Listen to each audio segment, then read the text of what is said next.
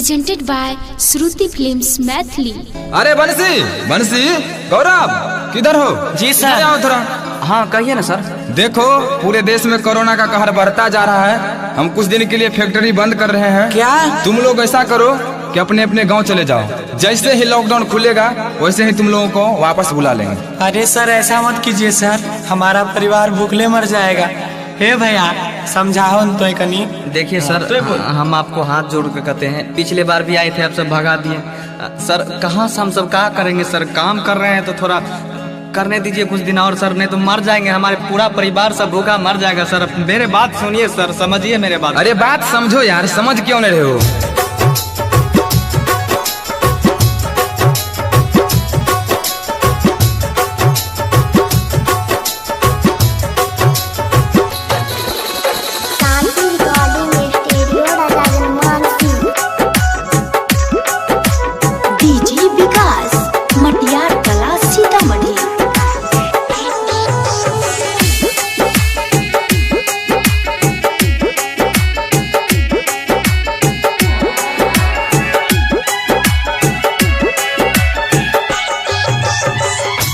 सब कुछ बंद भेल जाइ छै कोना से, सब कुछ बंद भेल जाइ छै कोना से। लागई भूखले मर जइबै अब कोरोना से, लागई भूखले मर जइबै अब कोरोना से। के करो मतलब नहीं रहलै हो, के करो मतलब नहीं रहलै तकलीफ रोना से। लागे जान चल जैतै ई कोरोना से, लागे भूखल मर जइबै ई कोरोना से। झूठे कोरोना करता रहे छै, घर में बाबू के मन खराब छै, पैसा नहीं छै, खास की होते। आज चल को तू चुपचाप रह, ठीक चल गाँव। अरे मकई उके काटे छै, चल काटबे ठीक छै। जा होते से काट खोट के अपन पेट निमाबे, की करबी? सगरे लॉकडाउन हमर माथा खुद खराब छै। चल चल आराम चल।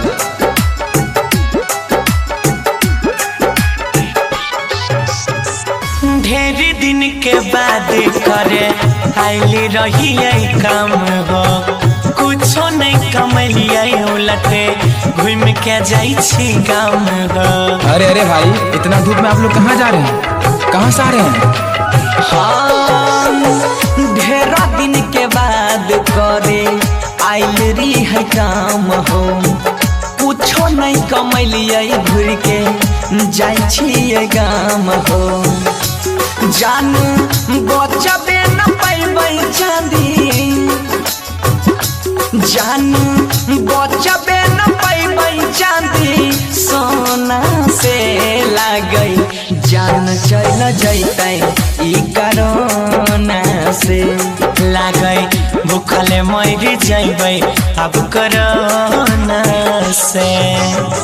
जहाँ देखो तो झाड़ी लगाइए, घर में रहिए, गरीब के गुजारा केना होते तो ध्यान से। अरे पागल छोड़ लो, तो काफी टेंशन लीजिए। चल चल, अरे सब भगवान के ऊपर छोड़ दे।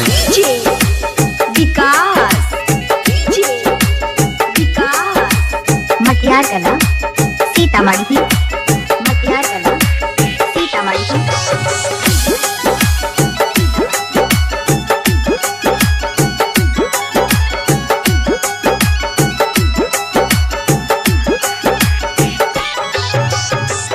कहाँ छै ध्यान भैया अपन सरकार के, दिन दिन बढ़ल जाइ छै दुख परिवार के।